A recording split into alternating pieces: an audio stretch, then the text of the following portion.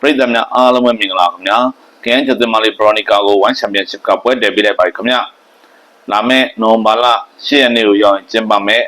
One Final 37ပြိုင်ပွဲရဲ့ခေါင်းစဉ်အောက်မှာ Veronica ရဲ့ပွဲစဉ်ပါဝင်လာမှာပါ။နိုဝင်ဘာလ10ရက်နေ့မနက်ခင်းမှာအဲ့ပြိုင်ပွဲကြီးကိုကျင်းပတော့ရှိနေပါတယ်ခင်ဗျာ။ဒီပြိုင်ပွဲမှာ Veronica က Kickboxing ပွဲစဉ်ထိုးအောင်ဖြစ်ပါတယ်။သူ့ကို Kickboxing မှာနာမည်တစ်လုံးရရှိထားတဲ့ပြင်သစ် Algerian Record Fighter မလေး Max San နဲ့ပွဲတည်ပေးတာဖြစ်ပါတယ်ခင်ဗျ။ Max San ကအသက်အပြင်38နှစ်ရှိနေပါပြီ။ဒါပေမဲ့သူကမာဂုံမြင့်တဲ့ fighter တယောက်အဖြစ်ပုံရိပ်ကောင်းတိစောက်ထားသူဖြစ်ပါတယ်။သူ့ကိုရှေ့မှာဆိုရင်ကပတ်ပိုင်ရှင်ဖြစ်တဲ့ Fajija ကပတ်ပိုင်ရှင်ဟောင်းဖြစ်တဲ့ Jackie Van Dam ဂျပန်ရဲ့နာမည်ကျော်ကာနာတို့နဲ့ဝမ်းကဇက်တိုက်ပွဲတည်ပေးခဲ့တယ်။အခုဆိုရင်လည်းအလားအလာကောင်းတွေကိုပိုင်ဆိုင်ထားတဲ့ Veronica နဲ့ပေးတွေ့တယ်။ဒါတွေကိုကြည့်လိုက်မယ်ဆိုရင် Max San ဟာဘယ်လောက်ထိပုံရိပ်ရှိတဲ့ကစားသမားဆိုတာကိုကျွန်တော်တို့တွက်ဆလို့ရနိုင်ပါတယ်။ Max San ကတခုအားသာချက်ရှိနေတယ်ဗျ။အဲ့ဒါကဝမ်းမှာ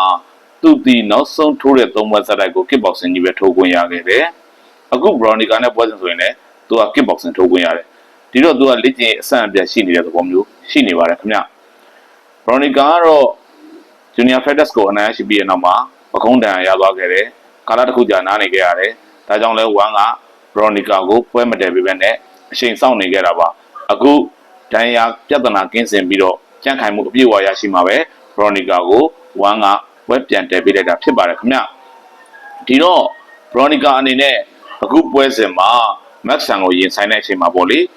အဓိကအဖြစ်တက်လုံပိုင်းဆိုင်ရာကောင်းမှုလိုပါတယ်။ဘာကြောင့်ဒီချက်ကိုပြောရလဲဆိုတော့ Veronica ဟာဝမ်းရဲ့ပထမဆုံးပွဲစဉ်မှာရှုံးခဲ့တော့ဒုတိယပွဲချီနောက်ဆုံးအပိုင်းအခြားနဲ့တတိယပွဲရှိမှာတက်လုံကျသွားတာတွေကိုကျွန်တော်တို့မြင်တွေ့ကြရလို့ပါခင်ဗျ။ Max San ကတက်လုံပိုင်းဆိုင်ရာတအားကောင်းတယ်မာကုံတအားကောင်းတယ်သူရှုံးတဲ့ပွဲတွေမှာဆိုရင်တော့သူဒီ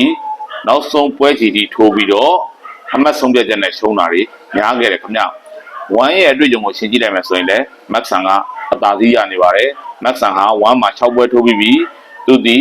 4ပွဲနိုင်တယ်2ပွဲရှုံးထားပါတယ်ခင်ဗျ။အဲ့တော့ Veronica အတွက်ဒီပွဲဟာစိန်ခေါ်မှုကြီးမားပါလိမ့်မယ်။ဒါကြောင့်လဲ Veronica ကပွဲအကြီးလာလိမ့်မယ်ဆိုတဲ့စကားကိုကြိုပြီးပြောထားတာဖြစ်ပါလိမ့်မယ်ခင်ဗျ။ဘာဖြစ်နိုမာလာ10ရက်နေ့မနက်ခင်းမှာတော့ Veronica ရဲ့နိုင်ပွဲကိုမြင်တွေ့ကြမိပါတယ်။ Veronica အနေနဲ့အနိုင်ရလဒ်ကိုအကောင်းဆုံးပုံစံနဲ့ရောက်နိုင်ပါစေလို့ဒီနေရာကနေဆုတောင်းပေးလိုက်ပါတယ်ခင်ဗျာ။ကြည့်ရှုအားပေးတဲ့ပရိသတ်အားလုံးကိုအထူးကျေးဇူးတင်ရှိပါတယ်ခင်ဗျာ။